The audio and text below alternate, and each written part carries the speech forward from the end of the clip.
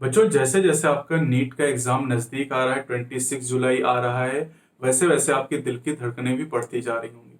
आपको बहुत सारी घबराहट भी हो रही होगी, डर भी बहुत लग रहा होगा कि अब क्या करें क्या ना करें, क्योंकि अब करीब 40-45 दिन का समय आपके पास बचा हुआ है।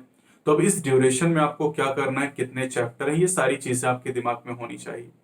अच्छा, एक चीज ये भी कि जब हमें डर लगता है तो ये एक अच्छी निशानी होती है। डर लगने का मतलब ये है कि आपने एफर्ट किया है, आपने कोशिश की है, और कोशिश अगर आपने की तभी आपको डर लगेगा। अगर आपको पहले से ही पता हो कि आपका सिलेक्शन नहीं होना है तो आपको डर क्यों लगेगा, जब पहले से आपको रिजल्ट पता है। आपने मेहनत की है, पूरे साल भर आपने कोशिश की है, और आपको पता नहीं कि क्या होने वाला है। नीट 2020 में क्या होगा ये आपको नहीं पता, क्योंकि आपने पूरा अपनी तरफ से पूरी मेहनत की है ना। आप एग्जाम के लिए पूरी तरीके से तैयार हो रहे हैं, और इसलिए आपको घबराहट हुई, तो घबराहट एक अच्छा साइन है। अगर आपको डर लग रहा है तो इसका मतलब आपने अच्छी तरीके से पढ़ाई की, और डर सबको लगता है। आज से 10 साल पहले मैं भी आप ही की तरह स्टूडेंट हुआ करता था, मैं भी तैयारी करता था। तो मैं अपने एक्सपीरियंसेस भी आपके साथ शेयर करूंगा कि मैंने क्या किया था, आपको क्या करना है। तो सबसे पहले जरूरी बात है कि डर लगना नेसेसरी है। अगर आपने अच्छी तरीके से तैयारी की है, आपको डर लग रहा है, तो ये अच्छी निशानी है। मतलब आप सिलेक्शन के करीब हैं, आप सिलेक्शन के नजदीक हैं। तो अगर आपको डर लग रहा है तो ये मुबारक बात है आपके लिए कि डर के आगे जीत है। मतलब डर लगना एक अच्छी निशानी है सिलेक्शन के लिए। ये तो होगी पहली बात। अब दूसरी बात ये कि बेटा आगे के 40-45 दिन की स्ट्रेटेजी हमारी किस तरीके से होनी चाहिए। हमें कुछ बातें पहले अपने दिमाग में रखनी है कि अब हमें किस तरीके से पढ़ाई करनी है। पूरे साल भर हमने कैसे पढ़ा, अब हमें किस तरीके से पढ़ाई करनी है। समय समय पर इसके बारे में आपको मैं बताता भी रहता हूं। तो जब 80 दिन बचे थे नीट के लिए, तब मैंने एक स्ट्रेटेजी आपको बताई थी कि क्या आपको करना है। अब करीब 40-45 दिन का समय आपके पास बाकी है बेटा। तो इन 40-45 दिन के समय में आप किस स्ट्रेटेजी को फॉलो करेंगे। जो स्ट्रेटेजी मैं आपको बताऊंगा ये खुद मैंने यूज की थी जब मैं तैयारी कर रहा था, मैं आपकी जगह था। तो जो काम मैंने किया था वही काम मैं आपको बताऊंगा यहाँ पर करने के लिए। तो सबसे पहले आप देखिए कि आपके पास टॉपिक और चैप्टर कितने हैं, ठीक है। तो आप देखिए बायो की अगर बेटा बात करते हैं, तो बायो में जो टोटल चैप्टर आपके पास है, आप सभी जानते हैं कि बायो में टोटल 10 यूनिट और 38 चैप्टर्स हैं। केमिस्ट्री की आप बात करें बेटा, तो केमिस्ट्री में 30 चैप्टर्स हैं। एवरेज हम ले रहे हैं, ठीक, 30 चैप्टर है। और फिजिक्स की अगर हम बात करें तो फिजिक्स में भी बेटा 30 चैप्टर्स हैं, ठीक है। तो टोटल यहां पर जो चैप्टर आपके हो गए, ये हो गए 98 चैप्टर्स। 98 चैप्टर का मतलब ये हुआ कि आप अराउंड मान लीजिए कि 100 चैप्टर आपके पास है, 100 चैप्टर आपके पास है। अब आप सोचिए कि कितने चैप्टर आपने पढ़े हैं। ये हो सकता है कि बायो के कई सारे चैप्टर ऐसे हो जो कई बार आपने पढ़े हों, लेकिन फिजिक्स और केमिस्ट्री के कई चैप्टर ऐसे हो सकते हैं जो आपने, हो सकता है कि कभी ध्यान से पढ़ा ही ना हो। फिजिक्स में कई चैप्टर आपने टच ही ना किए हो, ऑप्टिक्स हो गया, या फिर वेव हो गया, मॉडर्न हो गया, हो सकता है कि कुछ चैप्टर आपने पढ़े ही ना हो। या केमिस्ट्री में कई सारे ऐसे चैप्टर होते हैं, बायोमोलिक्यूल होता है, केमिस्ट्री इन एवरीडे लाइफ होता है, जहां पर बच्चे बहुत ज्यादा ध्यान नहीं देते हैं। हाँ, बायो में जरूर वो सारे चैप्टर को टच कर लेते हैं और कई बार पढ़ लेते हैं, क्योंकि बायो उनको आसान भी लगता है।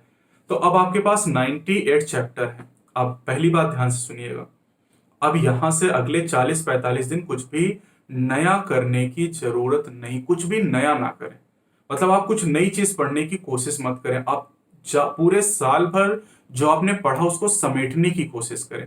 क्योंकि आप सोचिए कि आपके पास 40-45 दिन का समय है, और अगर हर दिन 2 चैप्टर आप तैयार करोगे इन 98 में से, तब जाके आप अपने सिलेबस को एक बार कवर कर पाओगे। ये सोचो जरा इस बारे में कि टोटल 98 चैप्टर, अगर हर दिन आप 2 चैप्टर करोगे, तो इन पूरे चैप्टर को कवर करने के लिए 50 दिन का समय चाहिए, जो आपके पास अब नहीं है। अगर एक दिन में आप फिजिक्स का एक चैप्टर, केमिस्ट्री का एक चैप्टर, बायो का एक चैप्टर करते हैं, तो इन 98 चैप्टर को कवर करने के लिए करीब 33 डेज का समय चाहिए आपको, 33 दिन का समय चाहिए। 33 दिन में आप फिजिक्स, केमिस्ट्री, बायोलॉजी का एक एक चैप्टर अगर डेली तैयार करेंगे, तब ये चैप्टर आप कवर कर पाएंगे।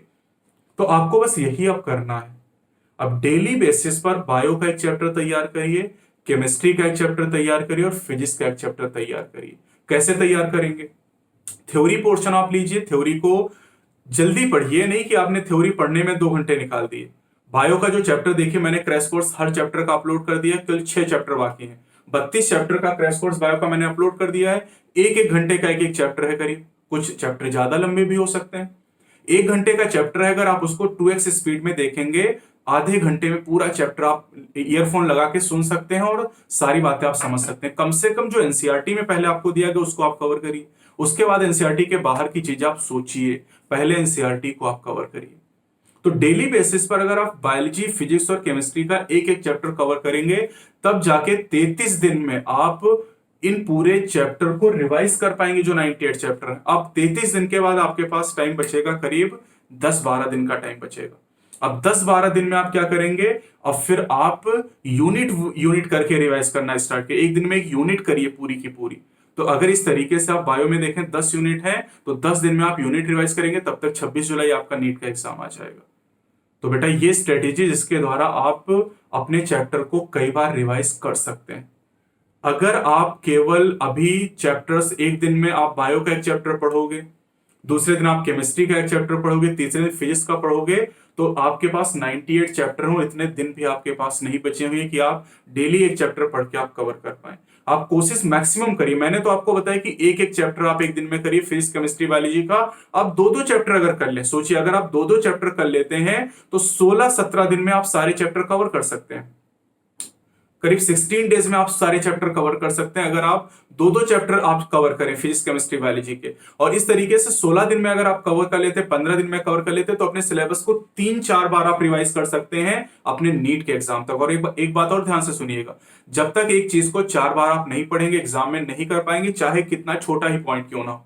अगर किसी कॉन्सेप्ट को आपने 3-4 बार नहीं ध्यान से पढ़ा है, तब तक आप उसे एग्जाम में नहीं कर पाएंगे। कई सारे टॉपिक आप केवल एक बार पढ़ते हैं और आपको लगता है कि आप नीट में कर लेंगे, बिल्कुल नहीं कर पाएंगे।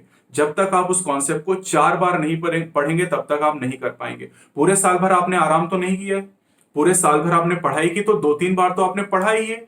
अगर अगले 40 दिन में इनको 2-3 बार और आप रिवाइज कर लेंगे, तो आपको नीट में सेलेक्ट होने से कोई भी नहीं रोक सकता। ये मेरी स्ट्रेटेजी थी जो मैंने आपको बताई। अब दूसरा काम क्या करना है, ये तो हो गया कि चैप्टर आपको रिवाइज करने हैं। अब आते हैं क्वेश्चन। एनटीए एक मॉक टेस्ट डेली अपलोड कर रहा है, उस मॉक टेस्ट को आप दीजिए। अगर वो मॉक टेस्ट आप नहीं देते तो कोई दूसरा प्रीवियस ईयर का कोई भी पेपर, लेकिन टाइम सेट करके, ठीक है। टाइम सेट करने का मतलब है कि 3 घंटे का पूरा टाइम निकालिए।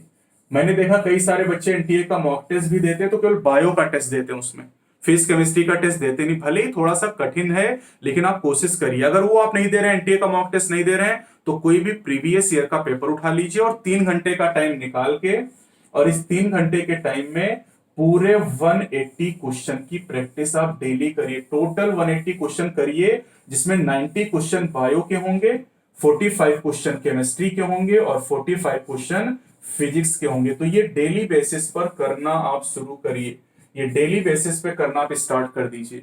अगर इस तरीके से 180 क्वेश्चन डेली आप करेंगे, तो आप सोचिए कि अगले 40 दिन में करीब 7200 क्वेश्चन आपके आंखों के सामने से गुजर जाएंगे। और इनमें, इन 40 पेपर में पिछले 30 साल के, 25 साल के सारे पेपर आपके कवर भी हो जाएंगे, है ना। अब अगर डेली आप एक पेपर करते हैं, तो मान लीजिए पिछले 20 साल के पेपर आप करते हैं नीट के लिए, नीट या एआईपीएमटी के नाम से जो पहले हुआ करता था, इसके 25 साल के पेपर आपने कर लिए 25 दिन में। 15 दिन में आपने एम्स के पेपर कर लिए, तो 40 दिन में आप पूरे, देखिए 7200 क्वेश्चन कवर कर सकते हैं। और अगर आप हमारे चैनल पे लगातार जुड़े हुए हैं पिछले 2-2.5 महीने से, तो मैंने आपको 10,000 क्वेश्चन बायो की एक अकेले करवा दिए हैं। अनुराग सर ने और मनीष सर ने भी आपको करीब 4-4 हजार क्वेश्चन फिजिक्स और केमिस्ट्री के करवा दिए हैं। तो ऑलरेडी आपके पास 20,000 क्वेश्चन तैयार हैं, लेकिन आपको ये प्रैक्टिस जरूर करनी है। आपको जो चैप्टर मैंने बताया, चैप्टर तो पढ़िए ही, एक एक चैप्टर आप कवर कर सकते हैं फिजिक्स, केमिस्ट्री, बायोलॉजी का, उसको कवर करिए। 2-2 चैप्टर कवर कर सकते हैं तो उनको कवर करिए, और उसके बाद 3 घंटे का टाइम। हाँ, हो सकता है कि आप ये पेपर 2 घंटे में कर लें, लेकिन आप पूरे 180 क्वेश्चन करिए। और भले ही आपको आंसर याद है, लेकिन आप कैलकुलेशन जरूर करिए। सबसे ज्यादा दिक्कत एग्जाम में कैलकुलेशन की होती है। यहां पर तो आपको आंसर याद है, आपने आंसर कर लिया, लेकिन एग्जाम में जब कैलकुलेशन आपको करना होता है, जब तक आप प्रैक्टिस नहीं करेंगे, और कभी भी मोबाइल का यूज ना करें।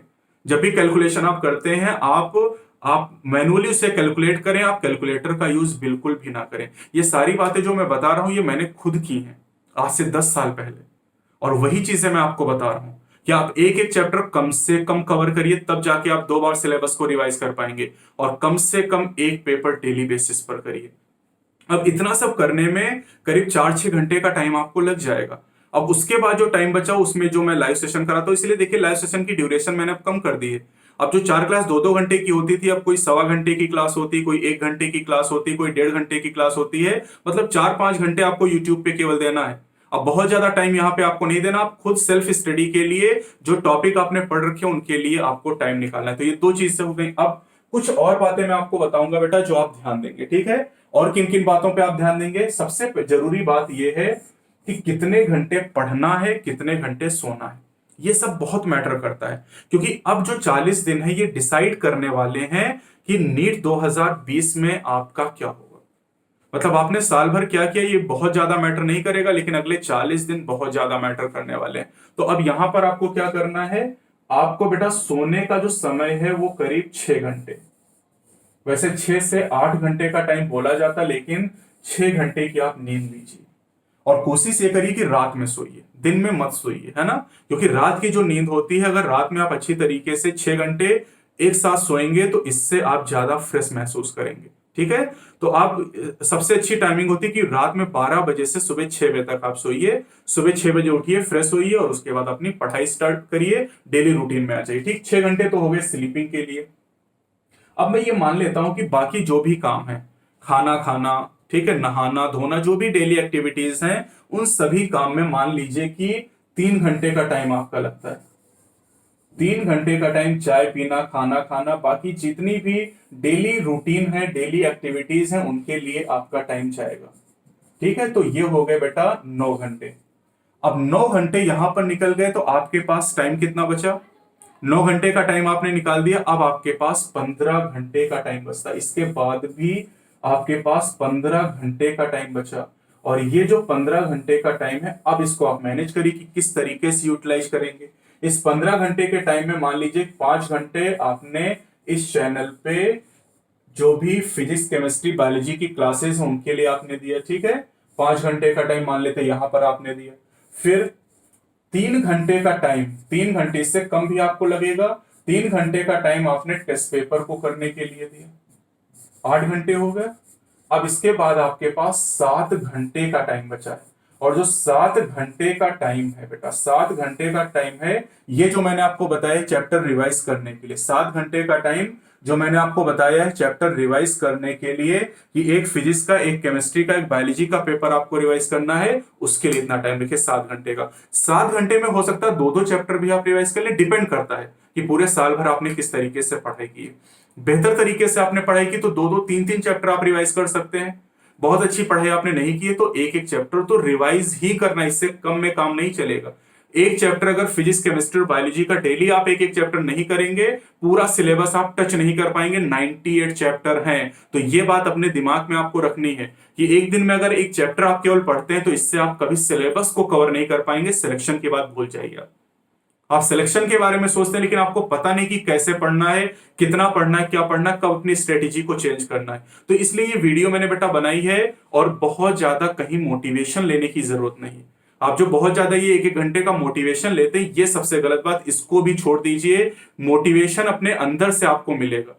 जब आप पढ़ाई करेंगे, किसी दिन आप 15 घंटे पढ़ के देखिए, तो फिर कहीं मोटिवेशन लेने की जरूरत ही आपको नहीं पड़ेगी। आप खुद अपने आप को मोटिवेटेड रख पाएंगे। अगर आपकी कोई क्वेरी है, कमेंट बॉक्स में मुझे बताइएगा, उसके बारे में वीडियो में जरूर बनाऊंगा। और आप अपनी पढ़ाई को जारी रखें, मैं पूरी तरीके से आपके साथ हूं। Best of luck.